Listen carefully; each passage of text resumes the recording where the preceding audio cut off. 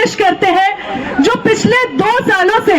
Israeli बर्बरता, Israeli नरसंहार को झेलने के बाद भी जिन्होंने हार नहीं मानी है, जो डटे हुए हैं साम्राज्यवादी ताकतों के टैंक, गोला बारूद, सेना, उनके हथियारों के सामने, और जिन्होंने दिखा दिया है कि जनता जब लड़ती है तो या तो जीतती है और अपनी जो मुकम्मल आजादी है उसको हासिल करके ही वो अपने मुकाम तक पहुंचती है। इसके साथ ही उन तमाम लोगों के नाम आज का ये विरोध प्रदर्शन है जिन्होंने भूख से लड़ते हुए भी अपनी आजादी की लड़ाई को जारी रखा है, जो दर्द से कराहते हुए भी अस्पतालों में जिन्होंने घुटने नहीं टेके हैं और ये बता दिया है कि तुम कुछ भी कर लो लेकिन हम एक आजाद फिलिस्तीन, एक आजाद मुल्क का जो सपना है हम उसके लिए लड़ेंगे, हम हार नहीं मानेंगे। और हम आज उन तमाम लोगों को सलाम करते हुए यहाँ आज का प्रोटेस्ट ऑर्गेनाइज कर रहे हैं। और इसके साथ ही दुनिया भर में जहां भी जो आवाम है, जो इंसाफ पसंद जनता है, जो मेहनतकश लोग हैं, स्टूडेंट्स हैं, इस वक्त जो लोग सड़कों पे हैं और अपनी जिंदगी की परवाह किए बगैर जहाजी बेड़ों में भर के गजा की तरफ कूच कर रहे हैं, लगातार जिन लोगों को डिटेन किया जा रहा है, जिनके साथ मारपीट की जा रही है, इसके बावजूद भी तमाम दमन को सहते हुए भी लोग लड़ रहे हैं। और अभी तो कुछ लोगों ने फ्लोटिला के बाद भी कई सारे जहाजी, फ्लोटिला को जब इंटरसेप्ट किया गया उसके बाद भी कई सारे जहाजी बेड़े गजा की तरफ कूच कर रहे हैं, जा रहे हैं। और फ्लोटिला में जितने भी एक्टिविस्ट थे उनमें से तो अभी कईयों ने ये कहा कि वो भूख हड़ताल पे जा रहे हैं, वो पानी तक नहीं पिएंगे जब तक कि उनके तमाम साथियों को छोड़ा नहीं जाता है, उन्हें जरूरी मेडिकल सुविधाएं नहीं दी जाती है, वो तब तक वो भूख हड़ताल अपनी जारी रखेंगे। और इस तमाम लड़ाई के समर्थन में हम लोग आज का अपना ये विरोध प्रदर्शन यहाँ से शुरू करेंगे। लेकिन इसके साथ ही जो एक और जरूरी बात है वो यह कि आज हमारे देश में यानी भारत में इस पूरे मसले पर, फिलिस्तीन के मसले पर जो सन्नाटा है, जो एक तरह से चुप्पी है, हमें उसके बारे में भी बात करनी चाहिए कि क्यों लगातार और पिछले कुछ सालों में तो खासकर भाजपा सरकार के आने के बाद से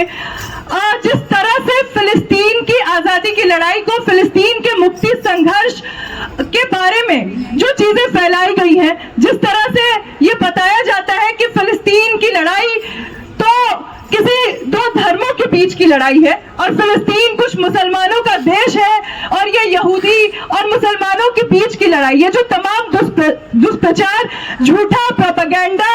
झूठी खबरें जो फैलाई जा रही है, ये पिछले 10-12 सालों में तो और अधिक तेज हुई हैं। अगर हम पीछे पलट के देखें तो जब हमने अपनी आजादी हासिल की थी उस वक्त फिर भी हमारे देश में फिलिस्तीन के समर्थन में लोग बोल रहे थे, आंदोलन कर रहे थे और खुलेआम इजराइल के बनने का विरोध कर रहे थे। लेकिन आज अगर इस स्थिति में हमारा देश पहुंचा है जहां लोगों के बीच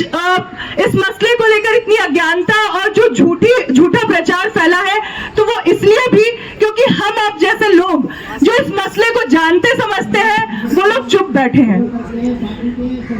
तो एक जो जरूरी चीज हम लोग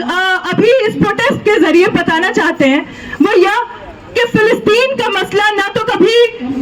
कोई धर्म का मसला था और ना आज है। फिलिस्तीन की लड़ाई हमेशा से एक गुलाम बनाए गए मुल्क की अपनी आजादी के लिए लड़ाई थी।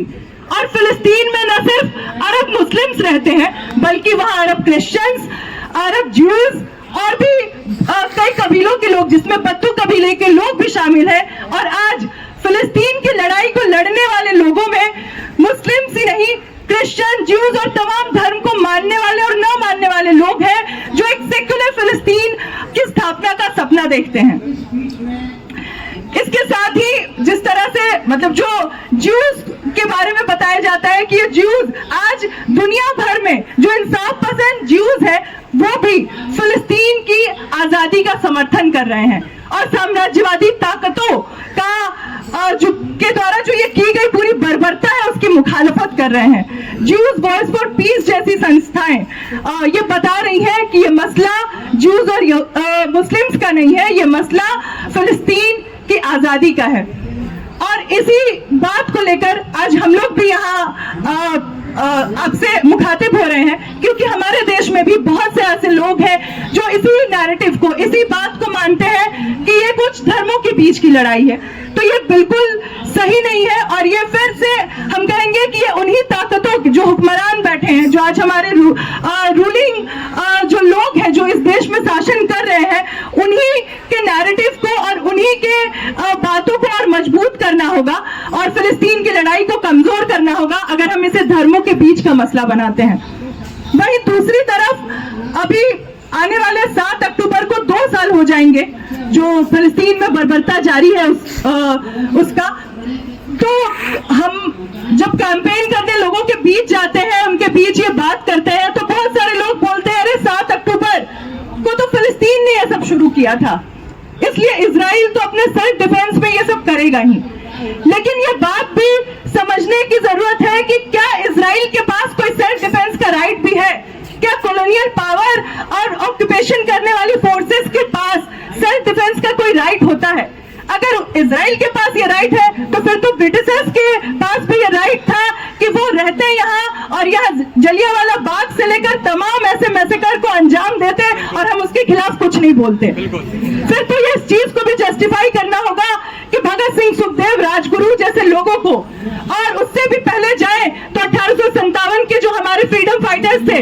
उनकी भी जो लड़ाई था, उनका भी जो सपना था, हम उसको भी कहीं ना कहीं बता रहे हैं कि वो कुछ टेररिस्ट एक्टिविटीज था और ब्रिटिशर्स को अपने सेल्फ डिफेंस का राइट था, इसलिए उन्होंने उस पूरे मूवमेंट का दमन किया, उस पूरी लड़ाई को कुचला। तो इसलिए हमें समझना पड़ेगा कि इस तरह की जो औपनिवेशिक ताकतें हैं, जो ज़हनवादी ताकतें हैं, जो हत्यारी ताकतें हैं, उन्हें अपनी आत्मरक्षा का कोई अधिकार नहीं है। और 7 अक्टूबर को जो हुआ वो फिलिस्तीन की अपनी आजादी की लड़ाई का एक हिस्सा था, वो एक प्रिजन ब्रेक था।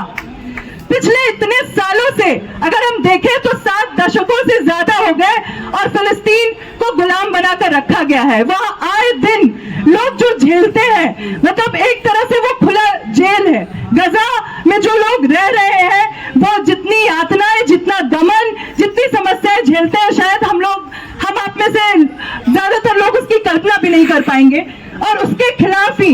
उनका वो गुस्सा था जो 7 अक्टूबर को